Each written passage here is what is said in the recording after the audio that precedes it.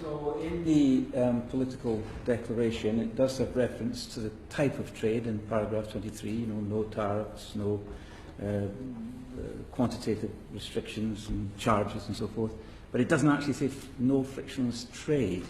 And so in terms of the future and our future trade relationships with the EU, do you accept that there will be, of necessity, additional costs and delays? Mark? I think it depends on exactly what the end state looks like. If you can deal, inevitably, if you're dealing in a single market which has a single set of regulations and a single approach, single sets of packaging, that is going to be less expensive than if you have to have two sets of packaging, two sets of licenses, two sets of regulations to respond to or to obey. So the more the market breaks apart, the more expensive and more complicated it becomes for any business, inevitably.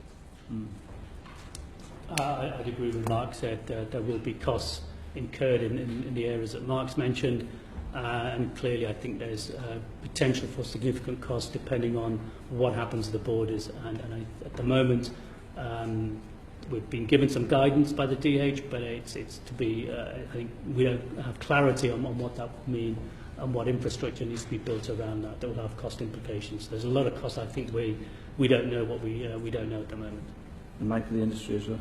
Yeah, so obviously the declaration says a free trade area combining deep regulatory and customs cooperation. Those are the words.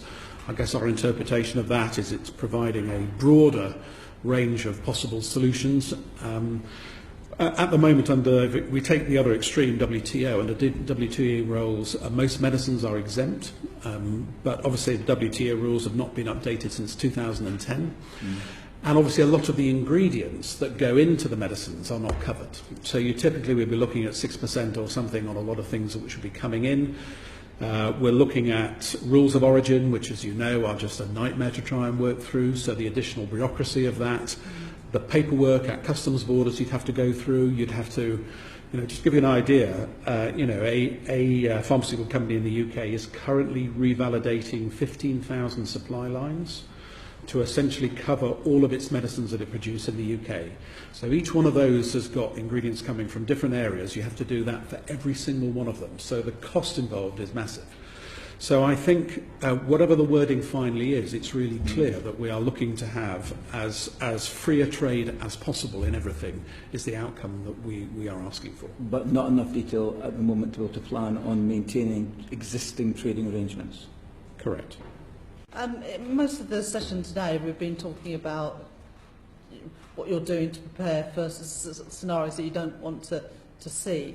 But looking further ahead, are there any benefits you see either in the withdrawal agreement or in the political declaration, things that would benefit your industry and the companies that you work for? So I think if you look at the outline political declaration, it's essentially trying to get us back to where we were. And as I talked before about the fact that we work in a completely integrated supply chain within Europe and a completely integrated regulatory system, that makes enormous sense from our perspective. Is there anything in the withdrawal agreement or political declaration where you think this would be better for my industry than the current arrangements we have with the European Union? Mark Thompson? No. Pinder, Sahota? Mark Hicken? No.